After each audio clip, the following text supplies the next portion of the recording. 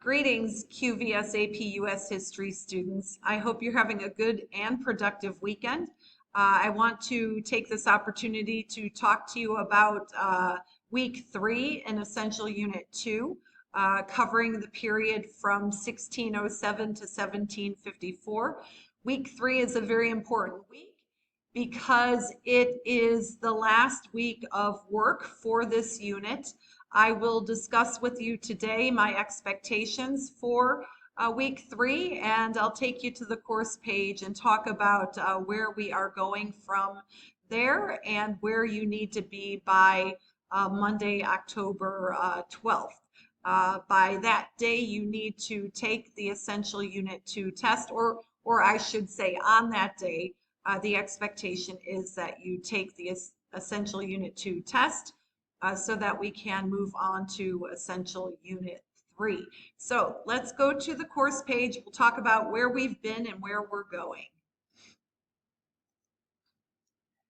Again, as you have seen, the map that I chose to represent period 2 really shows you what the North American colonies look like by the end of the period, which was 1754.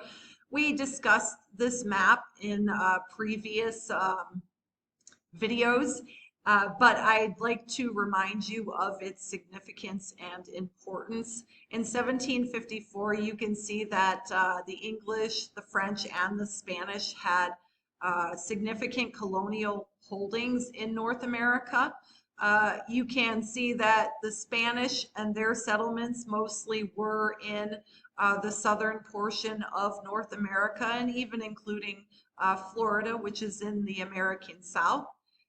And you also should be able to examine on this map the fact that the English and the French had considerable settlements too, and the English and the French settlements were really butting up against each other. So as they began to expand their interests in North America, conflict began to grow.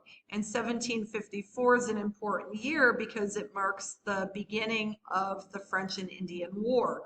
We'll talk more about that in the next unit, but you do have to understand that so much of what you are exploring within the context of Unit 2 or Period 2 leads up to that conflict as the British American colonies were expanding and growing. So let's continue on. Let me talk about where you've been. In the first 2 weeks of this unit, the focus has largely been on having you examine the British American colonies. One of the things that it's really important that you leave with in the context of the British colonies was how they were similar and how they were different. So you should be knowledgeable of the different colonial regions. We've talked about New England, the middle colonies, and the southern colonies.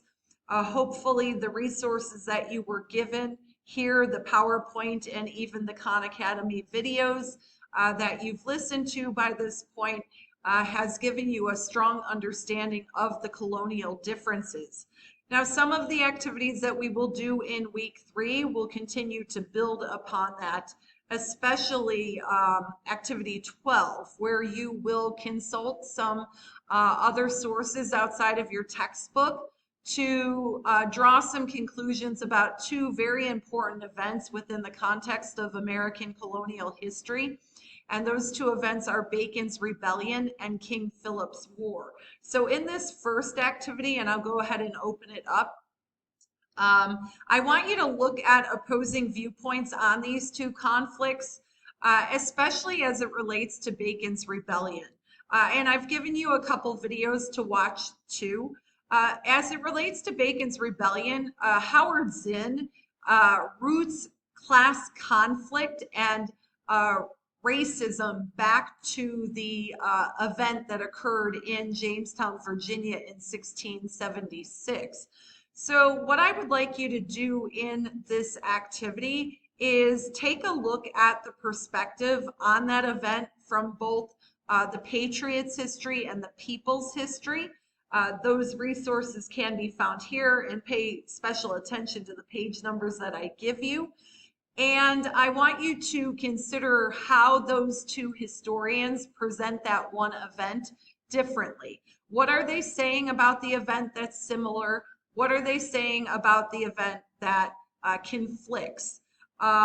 Again, as I stated, related to Zinn's perspective, and you're even going to see that perspective in this little video here on Bacon's Rebellion. The understanding is that it was the result of the rebellion was the adoption of the Barbados slave codes that created a system of slavery based on race. The reason that Zinn and the narrator in this video make this argument is that in order for the elite planters to secure their position of wealth, they really essentially divided and conquered. So they pitted groups like free indentured and indentured servants against slaves. And by pitting those groups against each other, they would be constantly at conflict or at odds and never able to unify and rebel against the landed class. So I would be interested in having you understand and learn about that perspective and hearing your conclusions related to the two perspectives that are presented to you on that topic. And then going further, you are also going to examine an important event within the context of Puritan colonial history. So we're going to go back up to New England, and you will examine King Philip's War. So moving down here, there's a little documentary. They're both short, between like 5 and 15 minutes. A little documentary on King Philip's War. What the narrator makes the claim is the most important war in American history that you've never heard of. It was a very bloody conflict. And within the context of this conflict, what you want to do when you're listening is you want to be able to describe the conflict, explain to me its legacy, and why the narrator claims that it's the most important war you never heard of. And then again, I'd like to hear your opinions on that. Is it? Okay. And then finally, like leaving off with this activity, I want you to have draw some final conclusions about how you would characterize colonial economy and the colonies in general. So I give you a number of details about the colonial economy by the middle and late 1700s, really at the dawn of the American Revolution. And with these details, I would like you to consider whether or not they are accurate characterizations of the colonial economy. And this is very important because when we get into the next unit, so much of what caused the American Revolution was economic issues, especially those related to Great Britain. Okay, so that's the first activity that you're going to do this week, and that's the Bacon's Rebellion and King Philip's War. Moving on from there, next you'll examine the Great Awakening. Now, the Great Awakening was a very important piece of American colonial history. It was a religious reawakening, if you will. And it's very important that you understand the role that religion has played in American history. Of course, today, and with the adoption of the U.S. Constitution, especially the First Amendment to the Constitution, there has been a separation of church and state.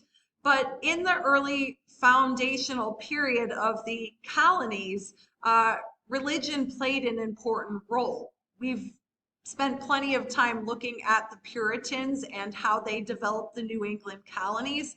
Well, by the early to middle 1700s, there was a large feeling within the colonies that people were losing their religion, and a revival occurred. And important members of the religious institutions in the colonies arose. Perhaps many of you are already familiar with Jonathan Edwards Another important figure within the context of the First Great Awakening was George Whitefield. So in this activity here, you are going to be presented with what a religious revival is, and you will be presented with many perspectives on the importance of the First Great Awakening in American colonial history. And then finally, moving on, the next activity that you'll do will be on the Enlightenment. So the Enlightenment was an important philosophical movement, and we really are going to be focusing on the political aspects of the Enlightenment. You are going to be presented with thinkers like John Locke and Montesquieu, Voltaire, Rousseau.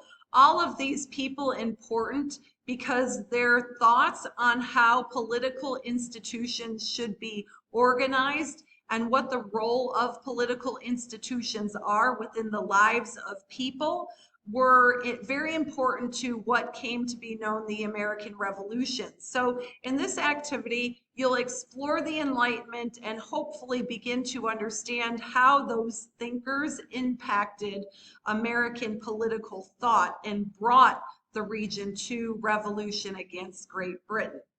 And then the rest of the activities in the week are really review. So activity 15 is going to introduce or reintroduce you to the themes in AP US history.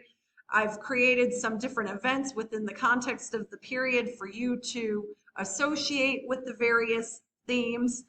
You will do a document analysis. So in activity 16, I take you to some important documents within this period and you will analyze them. You'll have to choose one of the documents, just like the last unit, to do a more deeper investigation of that document by completing one of the soapstone worksheets. And then if you want, you could move into the assessment week. The reality is if you don't, you will be doing this next weekend. You could do the review activity on important people and events, and then there is a tab for you to upload your notes for period 2 in US history. The test is not yet available to you, but you can see that it is in 2 parts. So everything that you are doing this week is really in preparation for closing the unit by the end of next weekend. So that is it. I will leave you to getting started on week 3 for Essential Unit 2. Please don't be afraid to contact me if you have any questions. I am happy to help at any time. I'm happy to meet with you and talk about this period in US history. Otherwise, if I don't hear from you, I will expect that you are just moving along and progressing quite well.